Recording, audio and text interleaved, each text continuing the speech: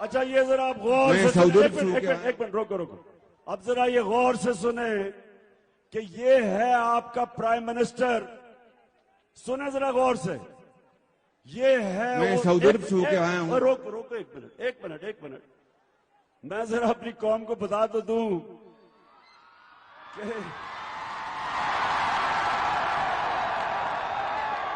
कि वो मुल्क जब बन रहा था तो सारा मुसलमान हिंदुस्तान का नारा उसका था कि पाकिस्तान का मतलब क्या, ला इलाहा इल्लल्लाह, अल्लाह तेरे सिवा किसी के सामने हम हाथ नहीं फैलाते। तो जरा आप सुने, ये जब शहबाज शरीफ प्राइम मिनिस्टर बना तो इसने क्या कहा, सुने आप।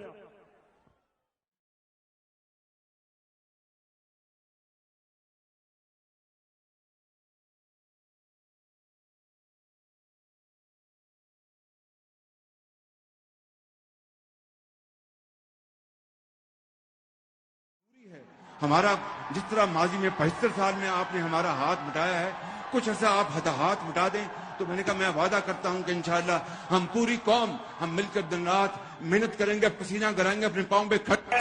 हाँ शहबाज शरीफ, और ये कौम तो मेहनत करती है, कौम तो 75 साल से मेहनत कर रही है। हमारे बैरून मुल्क पाकिस्तानी जितने वो मेहनत करते हैं और उनके डॉलरों के ऊपर हमारा मुल्क चलता है, वो तो मेहनत कर रहे हैं। चोरी तुम कर रहे हो, तुम्हारा भाई कर रहा है, जरदारी कर रहा है, तुम्हारे बच्चे कर रहे हैं, चोरी तुम कर रहे हो, मेरे को कर रहे हो, हाथ तुम फैला रहे हो, हाथ तुम बाहर फैला रहे हो कि जी मैं भीख मांगने नहीं आया, हाथ आप फैला रहे हैं और जलील सारी कौम को कर रहे हैं। ये खुददार कौम है, गैरतमंद कौम है, अल्लाह में मानने वाली कौम है। और उसका एक ऐसा, जब करप्ट लोगों को मुल्क के सरबराह बनाते हैं तो वो सारी कौम की इज्जत ले जाते हैं। तो इसलिए जंग के मेरे पाकिस्तानियों, अगले इतवार सब तैयारी करो, आपने इनको शिकस्त देनी है। मैं अपनी बहनों को खास तौर पे, आपकी बहुत बड़ी जिम्मेदारी है।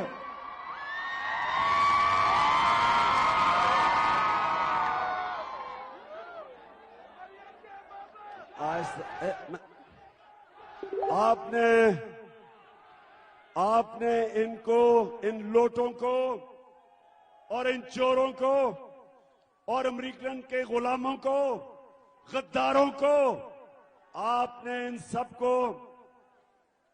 सबको अगली इतवार 17 तारीख पे आपने घरों से निकलना है, सबको घरों से निकालना है। वादा करें आप निकालेंगे। आपने इसको इलेक्शन नहीं समझना, ये जहाद है, ये इस मुल्क की हकीकी आजादी की जहाद है। सब फिर से मेरे से वादा करें, आपने सबको निकालना है और खुद भी निकलना है। नौजवानों, आपने, इस मुल्क की अक्सरियत नौजवान है और नौजवानों ये आपकी मुस्तकबिल की जंग है। आपने सबने निकलना है, लोगों को निकालना है, क्योंकि इन्होंने सिर्फ एक तरह जीतनी है इलेक्शन, धांधली करके। करप्ट लोग, इन्होंने कभी कोई चीज ईमानदारी से नहीं की, इन्होंने धांधली करनी है। और आप सबने पहरा देना है, पोलिंग स्टेशन का पहरा देना है, औरतों के पोलिंग स्टेशन जिसपे सबसे ज्यादा धांधली होती है, आपने पहरा देना है। हमने इनको हराना है और हमें पता है कि इलेक्शन कमीशन इनके साथ है। हमें पता है कि सारी इंतजामिया को इस्तेमाल कर रहे हैं इलेक्शन जीतने के लिए। हमें पता है कि इन्होंने इलेक्शन कमीशन इंतजामिया के साथ मिलकर और मिस्टर एक्स जिसका काम है, जिसको हुक्म मिला हुआ है इनको इलेक्शन जिताना, वो मिस्टर वाई मुल्तान में बैठा हुआ है। हमने इसके बावजूद, हमने अंपायरों के बावजूद जो इनके साथ मिले हुए हैं, उसके बावजूद हमने इलेक्शन जीतना है इंशाअल्लाह।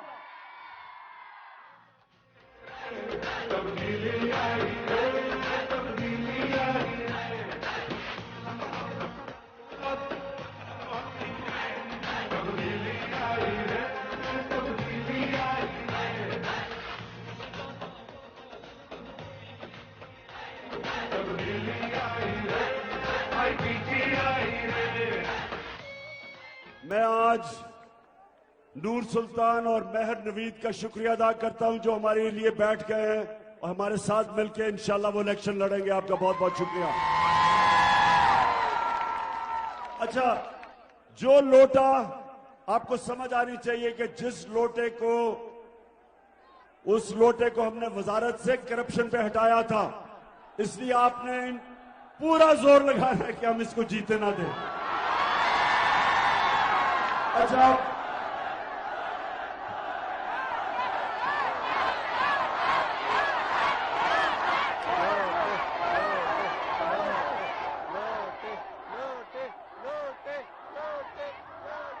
लोटे भी बड़ी किस्मों के होते हैं। उसल खाने वाले लोटे,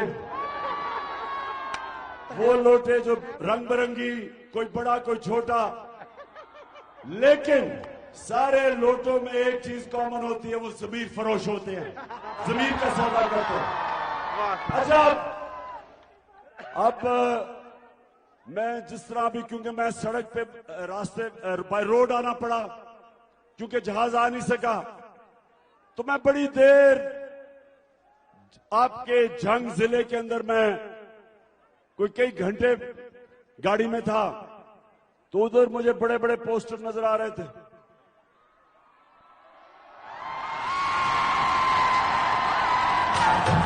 खड़ा है अब इमरान, ठीक करेगा सब कप्तान, नया बनेगा पाकिस्तान, नया बनेगा पाकिस्तान। अच्छा, पोस्टर्स में मैं देख रहा था कि ये इश्तिहारी हैं, मफरूर, सजाए याफ्ता, जमानत पे, और शर्म की बात क्या है कि वो खातून जो सजाए याफ्ता है, जो बेल पे है, जमानत पे है, उसको आपके टैक्स के पैसे के ऊपर प्राइम मिनिस्टर का प्रोटोकॉल दिया जा रहा है।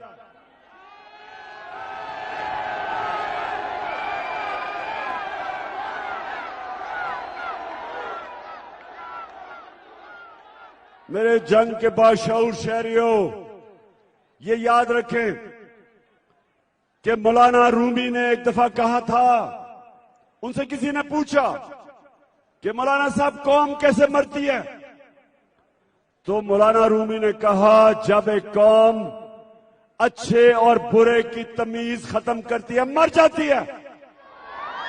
ये आपके सामने ये चोरों के पोस्टर लगे हुए हैं, पुलिस का एस्कॉर्ट मिल रहा है। आते साथ ही इन्होंने 1100 अरब रुपया जो इन्होंने चोरी किया हुआ था, जो नैब में था, इन्होंने आते साथ ही असेंबली में नैब की अमेंडमेंट करके आपका 1100 अरब रुपया माफ करवाया है, आपका पैसा। और ये है मुल्क आलमिया कि वो लोग जिनको जेलों में होना चाहिए, वो आज असेंबलियों में बैठे हैं। वो प्राइम मिनिस्टर है, उसका बेटा जो कि इन दोनों को सजा मिलनी थी, अंडर ट्रायल थे, इस साजिश के तहत उन लोगों को ऊपर बैठाया गया और इन दोनों को, जिनको जेल में जाना था, 16 अरब रुपया के एफआईए में केसेस थे, 16 अरब रुपए के एफआईए के केसेस उसमें से बच ही नहीं सकता था। ये दोनों बाप शहबाज शरीफ और दोनों बेटे, इनको उस वक्त मुल्क के ऊपर बैठाया गया, शहबाज शरीफ को प्राइम मिनिस्टर बनाया गया और इसका बेटा हमजा कुकड़ी को चीफ मिनिस्टर बनाया गया। और ये शर्म की बात है हमारी सारी कौम के लिए कि हम छोटे छोटे चोरों को मजबूरी में, बेरोजगारी में, बच्चे बीमार हैं, मजबूरी में वो छोटे छोटे चोर चोरी करते हैं।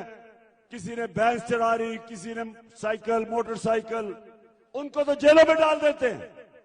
तो जो लोग इस मुल्क को लूटते हैं उनको हम बड़े बड़े ओहदों पे बिठा देते हैं, उनको पुलिस के एस्कॉर्ट देते।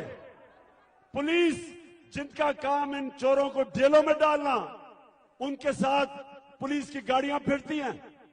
तो मुझे ये बताएं मेरे पाकिस्तानियों, ये मुल्क आगे कैसे बढ़ सकता है, कैसे मुल्क तरक्की कर सकता है? मैंने दुनिया देखी है और मैंने दुनिया के अंदर वो मुल्क जिन्होंने गुर्बत है वो देखी और वो मुल्क जिधर खुशहाली और अमीर तरीन मुल्क है। एक चीज फर्क करती है गरीब मुल्कों में और अमीर मुल्कों में। अमीर मुल्कों के अंदर कानून होता है, इंसाफ होता है। नबी सल्लल्लाहु अलैहि वसल्लम ने मदीना की रियासत में सबसे पहले इंसाफ कायम किया। फरमाया कि मेरी बेटी भी अगर चोरी करेगी उसको सजा मिलेगी। कहा कि तुम्हारे से पहले बड़ी कौमें तबाह हुई जिधर ताकतवर के लिए एक कानून, यानी वो चोरी करे तो उसको एनआरओ, और कमजोर बेचारा चोरी करे वो जेल में। तब आज से तकरीबन 1500 साल पहले मेरे नबी कह बैठे थे कि अगर तुमने तबाही की तरफ जाना है तो वो करो जो आज पाकिस्तान में हो रहा है कि बड़े बड़े 30 साल से इस मुल्क का जो पैसा चोरी कर रहे थे डाकू, वो आज इख्तिदार में बैठ गए। वो इख्तिदार में बैठे हैं, उनके केसेस माफ हो रहे हैं। वो इलेक्शन धांधली करके सारी इंतजामिया को मिला के, इलेक्शन कमीशन को मिला के, मिस्टर एक्स को मिला के, वाई को मिला के वो इलेक्शन जीतने की तैयारी कर रहे हैं। और केसेस किन पे हो रहे हैं? इमरान खान के ऊपर 16 एफआईआर, मेरे अपने लोगों के ऊपर सारी क्यादत पे एफआईआर, किसी के ऊपर दहशतगर्दी का पर्चा। लोग हमारे निकले 25 मई को, औरतें, फैमिलीज पुरअमन एहतजाज करने के लिए, उनके ऊपर शेलिंग की गई, रबर बुलेट चलाई गई पुलिस ने और रेंजर्स ने। वो लोग जो एक अपना हक इस्तेमाल कर रहे थे कि चोरों को अमरीकी साजिश के तहत हमारे ऊपर बिठाया, वो उसका मुजाहरा कर रहे हैं पुरअमन, और उनके ऊपर हर किस्म का तशद्दुद किया गया। घरों में जाके औरतों को डराया गया। हमारा सोशल मीडिया का जो हेड था, उसकी मां, बहनें, उधर 20 लोग घुस गए एजेंसीज के, उसको डराया गया। एजेंसीज के लोगों को, सोशल मीडिया के लोगों को उठाया। वो सहाफी जिनकी इस मुल्क में इज्जत है, दुनिया जानती है कि उनके ज़मीर की कोई कीमत नहीं, वो लिफाफे नहीं लेते। जिस तरह इमरान रियाज साफ चली, शफाफ चली, तहरीके इंसाफ चली, साफ चली। अयाज अमीर, एक इस मुल्क का दानश्वर, 35-40 साल से लोग जानते हैं कि वो अपने ज़मीर के मुताबिक अपने मुल्क की बेहतरी के लिए लिखता है, तनकीद करता है। मेरी उसने बहुत तनकीद की। उसको जिस तरह जलील करने की कोशिश की गई, समी इब्राहिम उसको जो उन्होंने मार पड़वाने की कोशिश की गई। साबर शाकिर मुल्क से बाहर चला गया, डराया धमकाया। तो ये है आज का पाकिस्तान कि आज अपने हकूक के लिए, इंसाफ के लिए जो लोग आवाज बुलंद कर रहे हैं, उनको डराना धमकाना, उनके ऊपर केसेस, FIR, और जो मुल्क के 30 साल से इस मुल्क को लूट रहे हैं। पहले इनकी चोरी जनरल मुशर्रफ ने माफ की, NRO दिया उसने पहली दफा, और फिर 10 साल इन्होंने लूटा मुल्क को, और फिर इनको छूट दी गई, साजिश के तहत हमारे ऊपर बैठाया गया। और अब इलेक्शन धांधली करके पूरी इंतजामिया इनके साथ मिलके और अब फिर हमारे पे मुसल्लत करने की कोशिश कर रहे हैं। मैं आज अपने सारे मैं सबको आज पैगाम दे रहा हूं, थोड़ी खामोशी ऊपर। मैं सबको आज पैगाम दे रहा हूं कि अगर लोगों का इंसाफ ढूंढने के लिए पुरअमन एहतजाज आप रोकेंगे, आप लोगों को इस तरह डराएंगे धमकाएंगे, आप लोगों को इंतशार की तरफ धकेल रहे हैं। और मैं सबको याद कराना चाहता हूं जो श्रीलंका में हुआ है, वहां भी एक खानदान बैठा हुआ था 20 साल से, वो भी पैसे चोरी करके पैसा बाहर भेज रहा था। उन्होंने भी श्रीलंका को मकरूज करके और खुद अरबोपति बन गए। जिस तरह ये हमारे 2 डाकू खानदान हैं जो 32 साल से इक्तदार में बैठे हैं।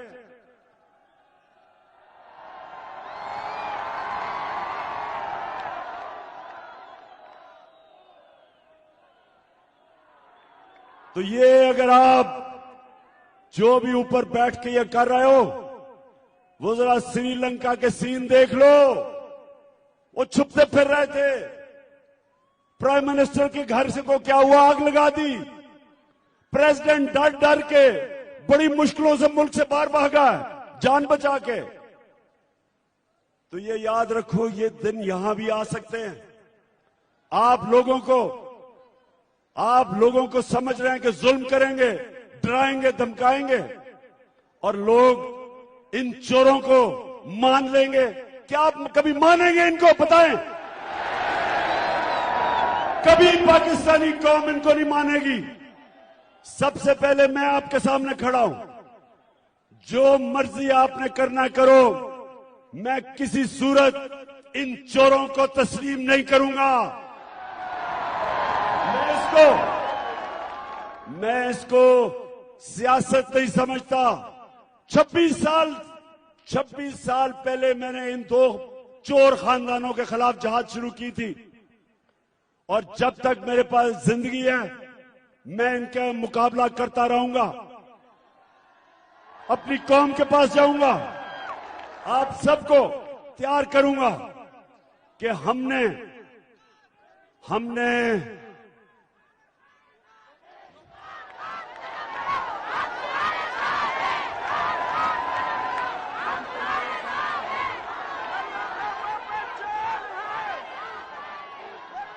मेरे पाकिस्तानियों,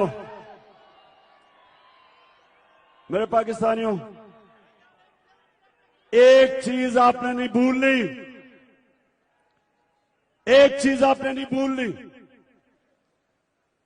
कि आपने अल्लाह के सामने वादा किया हुआ है।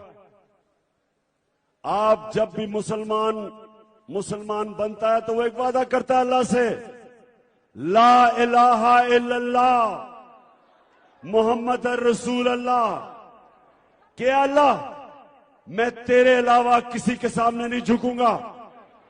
तो मेरे पाकिस्तानियों ये याद रखो, हमें बचपन में गलतफहमी डाली हुई थी कि शिर्क सिर्फ मूर्तियों के सामने झुकने को कहते हैं, कि शिर्क सिर्फ पत्थर के बुतों के सामने झुकने को शिर्क कहते हैं। शिर्क जब भी किसी भी किस्म के बुत, चाहे वो पैसे का बुत हो जो सबसे बड़ा बुत है जिसकी पूजा करते हैं ये शरीफ और जरदारी खानदान, इनका जो बुत है, इनका पैसा पड़ा हुआ है मुल्क से बाहर, अरबों डॉलर। उसके लिए, उस बुत की पूजा करने के लिए ये पाकिस्तान के नजरिए को कुर्बान करने के लिए तैयार है। ये कश्मीरियों की कुर्बानियों को दफन करने के लिए तैयार है। ये इस्राइल को कबूल करने के लिए, रिकॉग्नाइज करने के लिए तैयार है। ये अमेरिका के जूते पॉलिश करने के लिए तैयार है।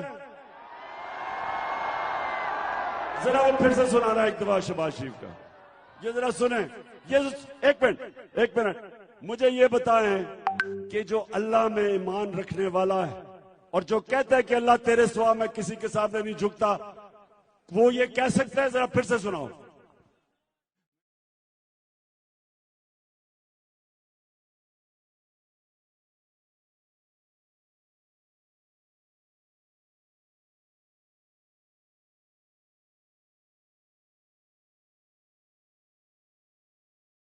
हमारा जिस तरह माजी में 75 साल में आपने हमारा हाथ मिटाया है, कुछ ऐसा आप हाथ मिटा दें तो मैंने कहा मैं वादा करता हूं कि इंशाअल्लाह हम पूरी कौम हम मिलकर दिन रात मेहनत करेंगे, पसीना कराएंगे अपने पांव पे। ये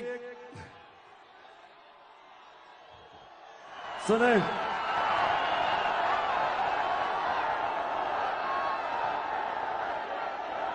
मैं बस मैं ज्यादा शेर तो नहीं पढ़ता, लेकिन एक शेर जो हमेशा जब मैं इसको सुनता हूं तो मेरे ज़हन में आता है कि बुतों से तुझे उम्मीदें, बुतों से तुझे उम्मीदें, खुदा से ना उम्मीदी। बता तो सही और काफरी क्या है, कि मैं भीख तो नहीं मांगने आया, हमें बचा लो, हम तो मर रहे हैं। 75 साल से जी आप हमें पैसे दे रहे हैं, शर्म आनी चाहिए। ये वो कौम है जो ला इलाहा इल्लल्लाह पे बनी थी, और ये है उसका एक करप्ट हुक्मरान जिसको मुसल्लत किया गया, जिसको जेलों में होना चाहिए था उसको ऊपर बैठाया गया। और जिन्होंने भी पीछे से बैठाया वो समझते थे ये बहुत बड़ा कोई जीनियस है, कोई अफलातून है, वो वाकई समझते थे कि जो इश्तिहारों के अंदर हर दूसरे दिन इसका और इसका भाई का इश्तिहार आता था, सारी तरक्की इश्तिहारों में थी, सारी डेवलपमेंट इश्तिहारों में थी, तो वो नादान गलती से समझ बैठे कि ये आएगा तो एक मुल्क तब्दील हो जाएगा। तब्दील वाकई हो गया, महंगाई आसमानों में पहुंच गई। डीजल और पेट्रोल, यानी पेट्रोल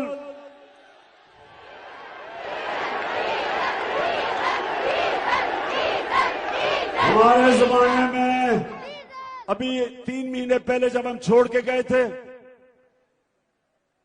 तो पेट्रोल था 150 रुपए लीटर और 144 रुपए लीटर था फजलुर रहमान।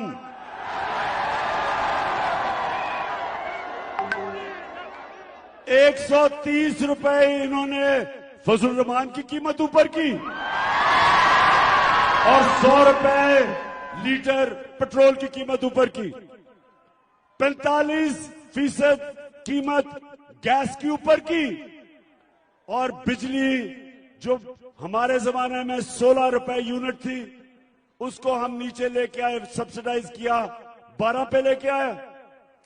आज बिजली की कीमत 32 से 36 रुपए यूनिट है।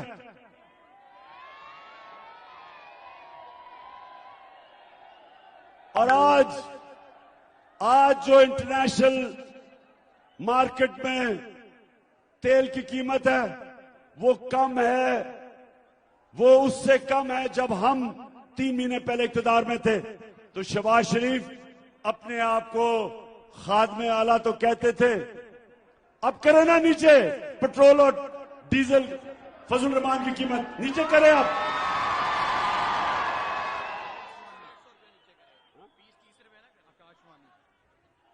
अच्छा सुने तो सही, हाँ, मुर्गी की या कुकड़ी ने मुर्गी की कीमत दुगनी करवा दी। ईद पे थोड़ी नीचे आई है, और अंडे की कीमत 36% बढ़ा दी, उसकी बिजनेस है।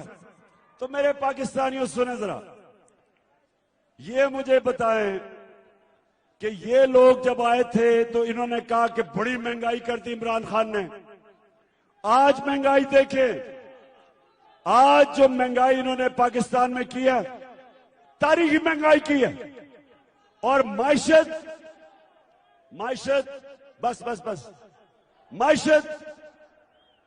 जो माइशत थी, हम जब छोड़ के गए थे तो आखिरी 2 सालों में पाकिस्तान इकोनॉमिक सर्वे के मुताबिक 17 सालों के अंदर सबसे बेहतरीन हमारी इकोनॉमी की परफॉर्मेंस थी।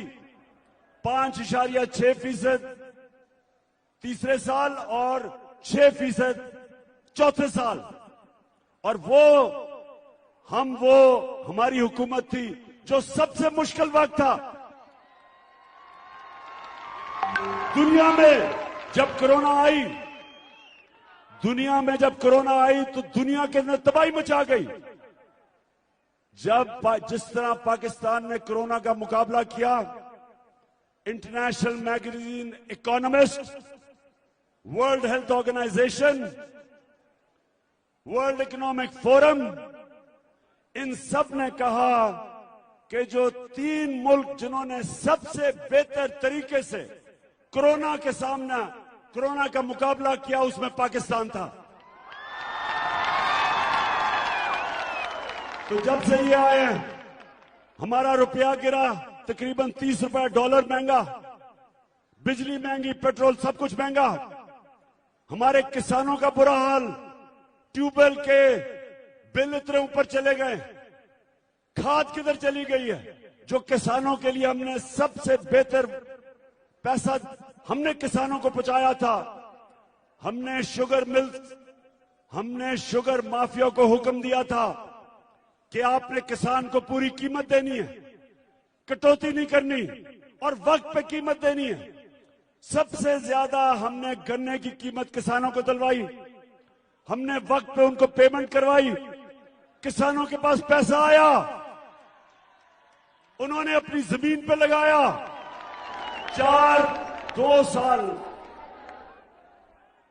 साल गंदम, चावल, गन्ना और मकई, 2 साल हमने रिकॉर्ड हमारी किसान ने पैदावार की। इतना ज्यादा पैसा गया देहात के अंदर। और आप यहां जंग के इर्द गिर्द सारा देहात है, पूछे किसान से हमने कितनी उसके मदद की और आगे मजीद और मदद करनी थी। किसान कार्ड लेके आए थे हमने अपने लोगों के लिए। मेरी ख्वातीन बैठी हैं, सुने जरा, हमने पाकिस्तान की तारीख की पहली दफा हेल्थ इंश्योरेंस लेके आए। हर खानदान को हमने 10 लाख रुपए की हेल्थ इंश्योरेंस दी, हर खानदान को। किसी भी अस्पताल में जाके अपना इलाज करवा सकते थे, प्राइवेट हॉस्पिटल में जा सकते थे। गरीब लोग कभी सोच भी नहीं सकते थे कि डॉक्टर्स हॉस्पिटल में जाके इलाज करवाएं। हमने हेल्थ कार्ड की वजह से हर खानदान को हमने तहफ़्फ़ुज़ दिया। हमने कामयाब पाकिस्तान कर्जे लेके आए नौजवानों के लिए, 20 लाख खानदानों के लिए सस्ते सूद के बगैर कर्जे, घर बनाने के लिए, कारोबार करने के लिए, किसानों के लिए। और हमने घरों के लिए सबसे पहले पाकिस्तान में तनख्वाहदार लोगों के लिए हमने घरों के लिए कर्जों का बंदोबस्त किया। आज वो सारा कुछ पीछे चला गया। आज हमारी माशत नीचे। आज हालात ये हैं कि जो टेक्सटाइल इंडस्ट्री ऊपर जा रही थी वो बंद होनी शुरू हो गई है, बेरोजगारी होनी शुरू हो गई है, एक्सपोर्ट्स गिरनी शुरू हो गई हैं। और जो बाहर से पाकिस्तानी पैसा भेजता था वो कम होना शुरू हो गया। और मैं सवाल आज पूछता हूं कि कौन है इसका जिम्मेदार? किसने किया ये?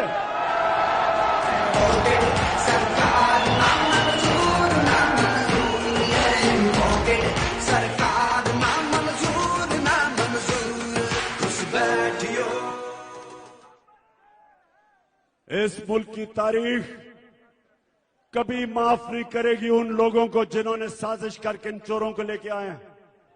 जो भी लोग थे जिन्होंने ये साजिश की, इस मुल्क की तारीख लिखी जा रही है। इस मुल्क की अवाम नोट कर रही है। ना वो इनको कभी भूलेंगे, ना इनको कभी माफ करेंगे। जिन्होंने मुल्क से ये गद्दारी की है, इन चोरों को लाके।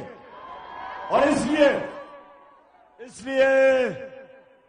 जंग के मेरे बाशऊर शहरियों, माशाल्लाह एक एक चीज की आपको समझ है। मैं अभी देख रहा था, बहनों को भी और पीछे मेरे नौजवानों को, सबको समझ है।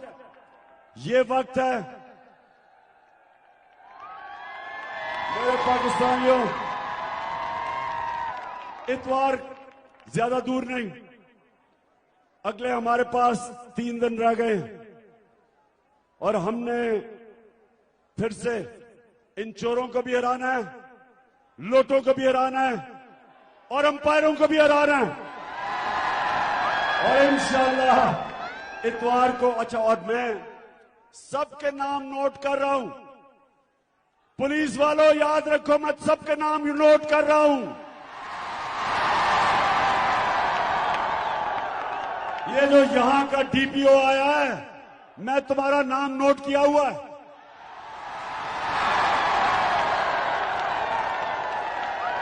गैर कानूनी चीज जो तुम कर रहे हो, जो तुम इनको जिताने की कोशिश कर रहे हो, याद रखो सुप्रीम कोर्ट का ऑर्डर है। सुप्रीम कोर्ट ने जब इस कुकड़ी को वजीर आला बनाया था, गैर कानूनी था, ये गैर आईनी था, लेकिन उन्होंने जब इसको कहा कि जी मजबूरी है बना देते हैं, तो साथ उन्होंने ये कहा था कि किसी किस्म की इलेक्शन में मुदाखलत नहीं होगी। और हमारे सामने हर रोज मुदाखलत हो रही है, क्योंकि ये शरीफ खानदान, तो मैं फिर से कहता हूं, जिंदगी में इन्होंने ईमानदारी से कोई काम नहीं किया।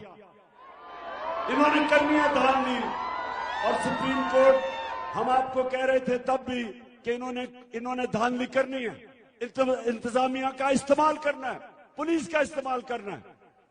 तो इंतजामिया के लोग और पुलिस, जो भी इस इलेक्शन में, और इलेक्शन कमीशन के लोग जो भी इस इलेक्शन के अंदर गैर कानूनी काम करोगे, याद रखो कि ज्यादा दूर नहीं है 17 तारीख।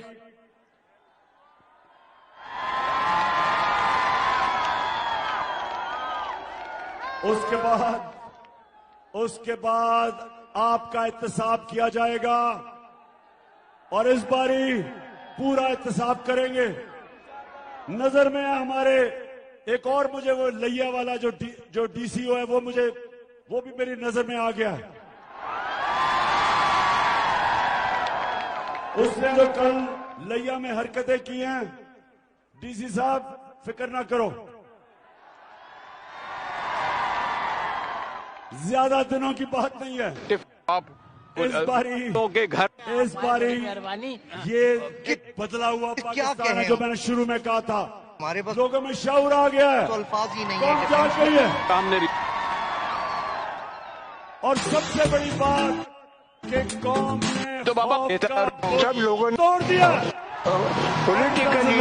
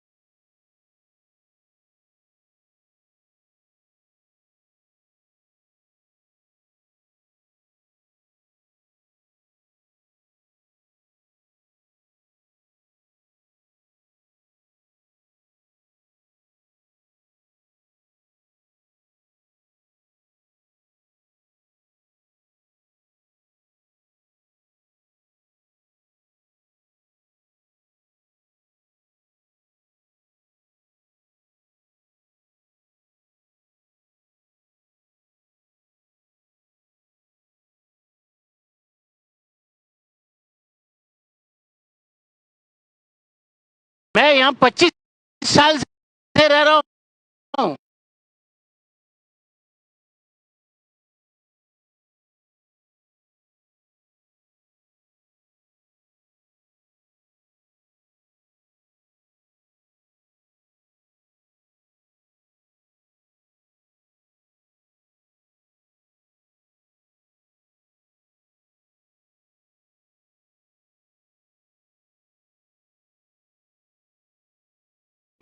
हर दफा घरों में वाले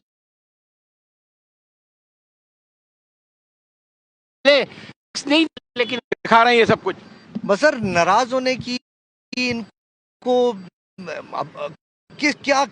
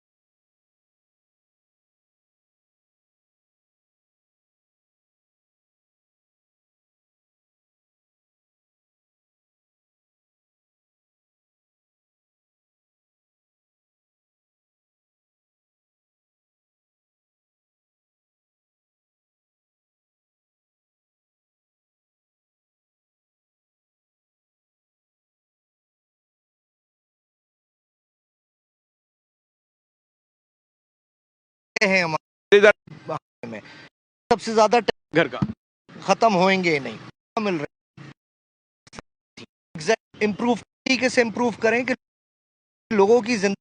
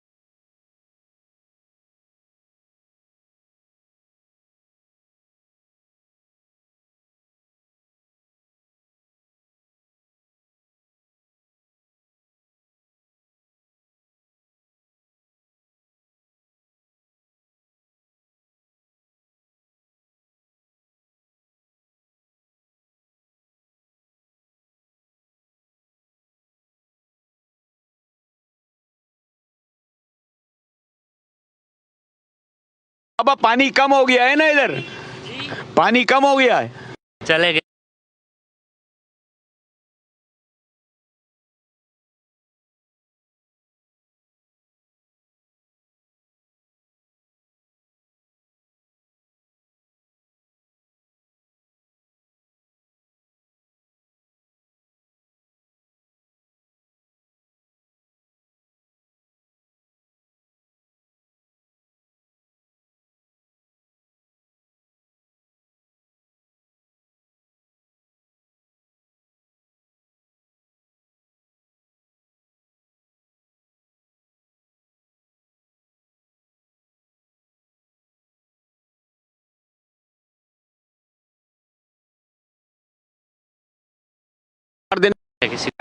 देखिए जनाब, आज खैबानी ये चौथा तो अच्छा लग रहा है। ये तो नीचे दिखाओ, सामने देखिए जो